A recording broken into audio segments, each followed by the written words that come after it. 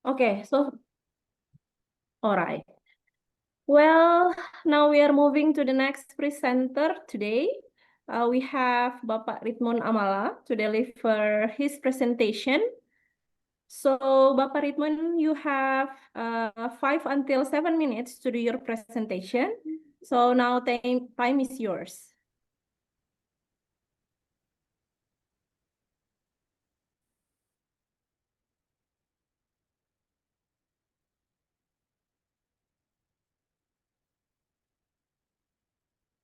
Okay, thank you. My name is Ritmon Amala. Today I'm going to deliver a research presentation under the title Optimalisasi Peran Komite Sekolah dalam Meningkatkan Partisipasi Masyarakat.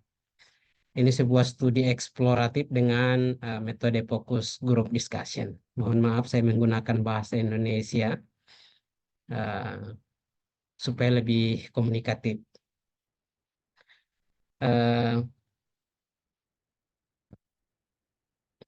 Jadi ini adalah riset saya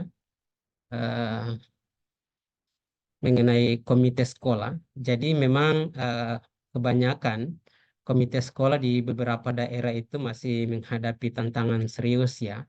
Karena memang keterlibatan komite itu sering terbatas dalam kegiatan administratif saja. Dalam hal ini di lokasi risetnya saya itu masalah utamanya adalah kurangnya pemahaman komite mengenai tugas dan tanggung jawab mereka. Nah, sebagian besar anggota itu belum memahami peran advokatif dan pengawasan, sebagaimana yang diamanatkan dalam kebijakan pendidikan nasional. Dalam riset saya ini memiliki beberapa tujuan, yakni yang pertama adalah mengeksplorasi strategi optimalisasi peran komite sekolah dalam meningkatkan partisipasi masyarakat di bidang pendidikan. Yang kedua adalah memahami peran strategis komite sekolah sebagai mitra pengambil kebijakan. Dan yang ketiga, yakni seperti pertanyaan umumnya, yaitu bagaimana strategi optimalisasi peran komite sekolah di SMA Negeri 1 Pinogaluman. Karena memang saya melakukan riset ini di SMA Negeri 1 Pinogaluman, Kecamatan Pinogaluman, Kabupaten Bolang Mongondo Utara di Provinsi Sulawesi Utara. Dalam riset ini saya menggunakan metode dengan pendekatan kualitatif, yakni studi eksploratif, dan menggunakan metode, yakni metodenya Focus Group Discussion atau FGD, dengan mewawancarai secara mendalam dan mendokumentasi pada saat FGD tersebut. Ada partisipan yang saya ambil itu kurang lebih ada 12 orang yang terdiri dari kepala sekolah, guru, komite, orang tua maupun tokoh masyarakat. Dan saya menggunakan analisis data menggunakan model Miles dan Haberman, yakni dengan triangulasi metode dan sumber. Kemudian dalam riset ini saya mendapatkan hasil penelitian, yakni bahwa komite sekolah itu memang sudah berfungsi ya, namun masih terbatas pada fungsi administratif saja. Nah, sehingga perlu ada langkah-langkah strategis yang harus dilakukan.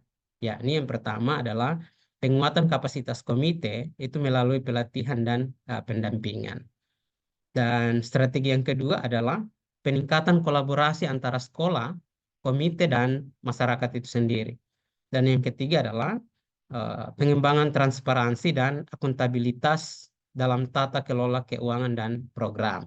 Nah, ini kemudian nanti akan berdampak pada peningkatannya kepercayaan publik, kemudian meningkatnya partisipasi masyarakat, dan yakin dan percaya akan meningkatkan juga mutu pendidikan itu sendiri. Kemudian dari riset ini ada beberapa kebaruan ya, yang saya melihat ini adalah sebuah kebaruan.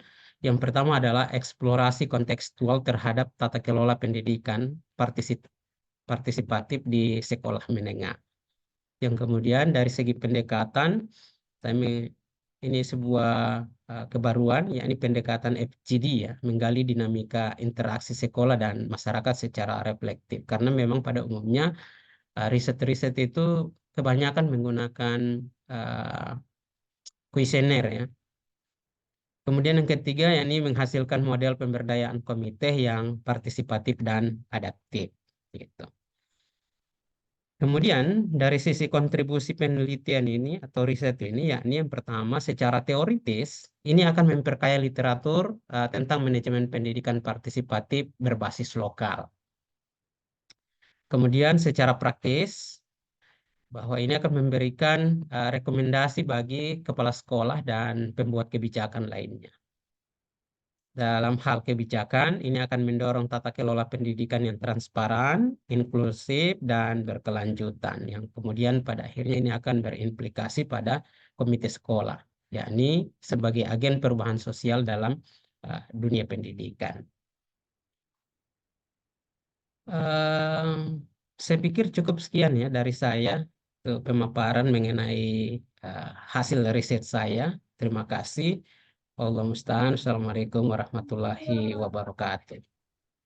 Waalaikumsalam warahmatullahi wabarakatuh. Okay, thank you for the nice presentation, Bapak Ridmon Amala. We have to hear some voices from the participants if they have any questions to Pak Ridmon Amala.